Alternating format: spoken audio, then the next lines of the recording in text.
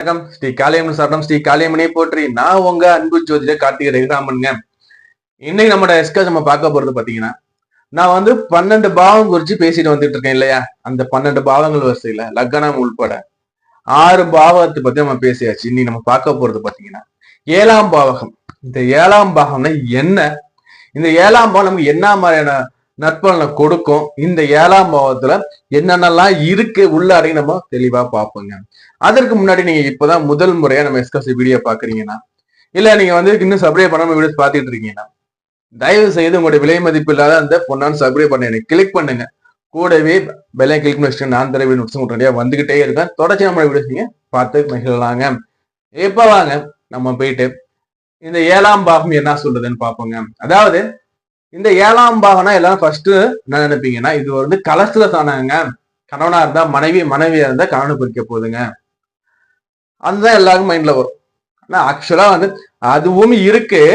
அது கூட தொழில்னு ஒரு மிக முக்கியமான ஒண்ணு இருக்கு. நீங்க கூட்டு தொழில் பண்ண போறீங்களா, சுய தொழில் பண்ணுவீங்களா, அதே அடுத்தபடியா உங்களோட பங்காளிகள், உங்களோட பங்காளி நிலை என்ன, உங்களுக்கு பங்காளிகள் உண்டா இல்லையா, பங்காளியோட ஆதாயம் உங்களுக்கு இருக்கா இல்லையான்னு சொல்லக்கூடிய இந்த 7ஆம் இடங்க. அடுத்தபடியா உங்களுடைய நண்பர்கள், உங்க நட்பு வட்டம் எப்படி இருக்கும், உங்களுடைய அந்த பழகக்கூடிய தோழன் தோழிகள் எப்படி இருப்பாங்க, இந்த தோழன் தோழி நல்லது செய்வாங்களா கெட்டது செய்வாங்க சொல்லக்கூடிய இந்த 7ஆம் இடங்க. அடுத்தபடியா பாத்தீங்கன்னா உங்களுடைய சமுதாயம் உங்களுக்கு என்ன செய்ய போகுது, இந்த சமுதாயத்துல நீங்க எப்படி இருக்க போறீங்கன்னு சொல்லக்கூடியது பாத்தீங்கன்னா இந்த 7ஆம் பாவகங்க. இந்த 7ஆம் பாவத்தை வச்சுதான் சமுதாயத்து நம்ம வாழக்கூடிய இந்த சமூகத்துல நீங்க என்ன மாதிரி நிலையில இருக்கீங்கன்னு சொல்றது பாத்தீங்கன்னா இந்த 7ஆம் பாவகங்க. அப்போ 7ஆம் பாவகம் மிக முக்கியமா இதெல்லாம் இருக்குங்க. இது இல்லாம இன்னும் நிறைய இருக்கு, புரியுதுங்களா? இதுல பாத்தீங்கன்னா இதுதான் ரொம்ப ரொம்ப முக்கியம். அப்படி இருக்கும்போது இந்த 7ஆம் பாவம் பாத்தீங்கன்னா ஒரு லக்னத்தோட நேரடியா தொடர்பு கொள்ளுங்க. ஒரு ஆத்மா இந்த பூமியில பிறக்குதுன்னா அதோட தலையெழுத்த சொல்லக்கூடியது பாத்தீங்கன்னா லக்னம். அந்த ஆத்மா இந்த பூமியில எப்படி வாழ போகுதுன்னு சொல்லக்கூடியது இந்த 7ஆம் இடம். இந்த 7ஆம் இடம் பாத்தீங்கன்னா பொதுவான மாரகஸ்தானத்திலே வருங்க. பொது மாரகஸ்தானம் 2ம் வரும், 7ம் வரும். அப்போ இந்த 7ஆம் இடம் பாத்தீங்கன்னா ஒருவோட மனிதனுடைய அந்த மிக மிக முக்கியமா இந்த சமூகம், இந்த சமூகத்துல நம்ம எப்படி வாழ போறோம் சொல்றது இந்த 7ஆம் இடங்க. பொதுவா ஒரு கருத்து இருக்குங்க, இந்த 7ஆம் இடத்துல சுபர்கள் அமர்ந்தா நல்லது, பாவிகள் அமரக்கூடாது. இப்ப பொதுவா எடுத்துக்கோங்க, கால புருஷனுக்கு மேச ராசியில பாத்தீங்கன்னா சூரிய பகவான் அங்க உச்சமாகிறார், கரெக்டுங்களா? அதுக்கு நேர் ஆப்போசிட்ல 7ஆம் இடத்துல பாத்தீங்கன்னா சனி பகவான் உச்சமாவாரு துலாத்துல. ஏன் அப்படின்னா 1ஆம் இடங்கிறது நம்மளோட நிலைமை.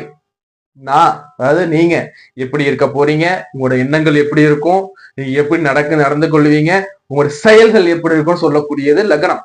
அதுக்கு நேர் ஆப்போசிட் 7ஆம் சொல்லுவாங்க, அவனுக்கும் அவளுக்கும் 7ஆம் பொருத்தமா இருக்குப்பா, எப்ப பார்த்தாலும் சண்டை சச்சரவா இருக்குப்பா குடும்பத்துல. அண்ணனுக்கும் தம்பி எப்ப பார்த்தாலும் 7ஆம் பொருத்தமா. அப்படின்னா என்ன அர்த்தம்னா உங்களுக்கு நேர் விகிதத்துல அங்க இருக்கக்கூடியது 7ஆம் இடம்.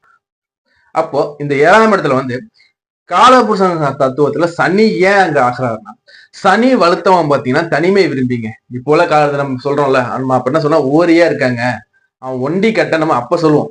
இப்ப நவீன நாகரிகத்துல என்ன சொல்லுவாங்கன்னா தனிமை விரும்பியும்பாங்க. அதாவது 7ஆம் இடத்துல சனி யாருக்கெல்லாம் உச்சமா இருக்கு, இல்ல சனி பகவான் யாருக்கெல்லாம் உச்சமா இருக்காருன்னா அவர் பாத்தீங்கன்னா தனியா தான் இருப்பார். ஜனங்களோட ஒன்றியே இருக்க மாட்டார், கூட்டத்துல ஒன்னாவே இருக்க மாட்டார். கூட்டத்துல சொல்லுவோம்ல, கூட்டமா இருக்காருப்பா, அவர் கூட எப்பவுமே 10 பேர் 15 பேர் இருக்காருப்பா சொல்லுவோம் இல்லையா, அந்த அமைப்பு இவருக்கு இருக்காரு, தனியா இருப்பார். புரியுதா?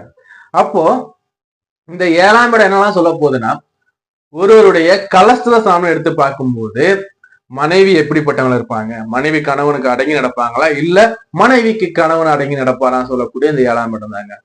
அடுத்தபடியா பாத்தீங்கன்னா வரக்கூடிய திருமணத்துக்கு பிறகு வாழ்க்கை எப்படி இருக்கும், மனைவி எப்படி இருக்க போறாங்க சொல்லக்கூடியது பாத்தீங்கன்னா இந்த 7ஆம் இடம் வருங்க.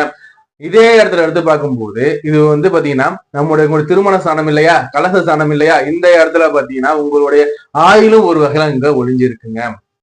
பொதுவா இந்த உபயராசிக்காரங்க எல்லாம் எடுத்து பார்க்கும்போது இந்த 7ஆம் இடம் தான் பாத்தீங்கன்னா பொது பாதகாதிபதியா இருப்பாங்க, பாதகத்தை செய்யக்கூடியவங்க. இவங்களுக்கு பாத்தீங்கன்னா பொது அந்த பாதகாதிபதி யாருன்னா 7ஆம் இடம். அப்போ 7ஆம் இடத்துல யாரு இங்க இருக்கா? சகோதரன் இருக்காரு இல்லையா? சகோதரனா பங்காளி. இந்த பங்காளி வகை சண்டை அவங்களுக்கு எப்பவுமே இருக்குங்க. இந்த ராசியில் இருக்கவங்க, அதாவது பங்காளி வந்து பாத்தீங்கன்னா உடன் பிறந்தவனும் பாத்தீங்கன்னா 10 வயதுக்கு மேல பங்காளி தான். சோ அப்போ பங்காளி சண்டைகளை சந்திக்காம இருக்க மாட்டாங்க. பங்காளி வகை பிரச்சனைகள் கண்டிப்பா அவங்களுக்கு ஏதாச்சும் சொல்லி சந்திச்சு வரக்கூடிய அமைப்பை ஏற்படுத்த நிதர்சனமான உண்மைங்க. அப்போ ஏன் நம்ம சொல்றோம்னா, இதை நீங்க தெரிஞ்சுக்கிட்டீங்கன்னா அப்போ நமக்கு பங்காளி கூட பிரச்சனை இருக்க போதுதான் நம்ம அலர்ட் ஆகிக்கலாம். அப்படியே பிரச்சனை வந்தா கூட நம்ம சுமூகமா போயிடுவோம்.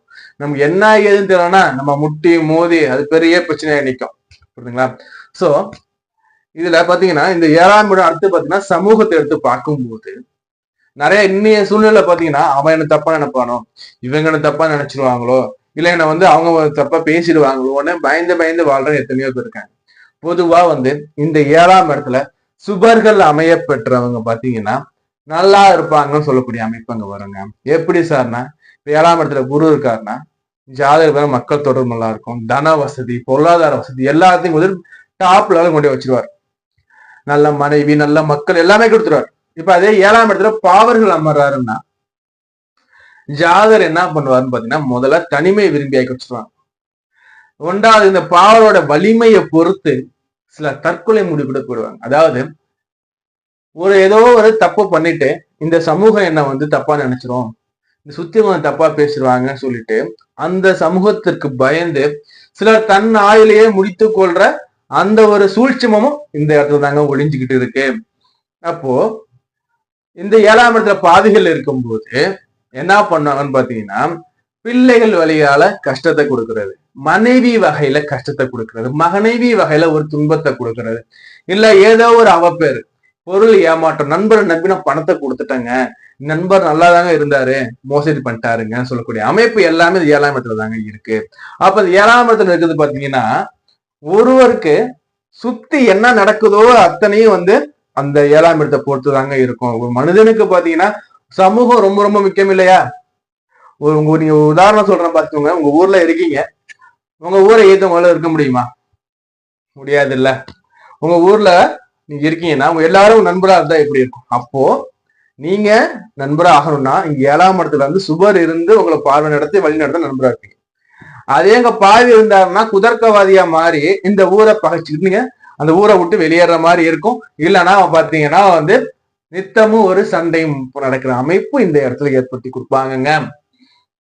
இப்ப நம்ம பார்த்தது பாத்தீங்கன்னா இந்த 7ஆம் பாகம், இந்த 7ஆம் பாகம் என்ன சொல்லிட்டு வீடியோஸ் கொடுத்து வந்துட்டு இருக்கேன். இது தொடர்ச்சியான வீடியோ. வரக்கூடிய வீடியோஸ்ல பாத்தீங்கன்னா 7ஆம் இடத்துல நவகிரகங்கள்லாம் இருந்தா என்ன பண்ணுவாங்க, 7ஆம் இடம் வந்து என்ன சுபத்துவம் என்ன பாவத்தை நம்ம கொடுக்க போக சொல்லிட்டு வீடியோ கொடுக்க ரெடியா இருக்கேன். நீங்க தான் பண்ண வேண்டியது ஒன்னே ஒண்ணுதான், நம்ம சேனல் சப்ஸ்கிரைப் பண்ணி வச்சுக்கோங்க.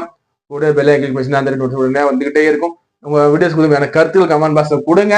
வீடியோஸ் லைக் பண்ணுங்க. உங்களுக்கு ஜாதகம் பார்க்கணும், பேராசி போன நம்பருக்கு எப்ப வேணா கான்டாக்ட் பண்ணுங்க. நன்றி, வணக்கம்.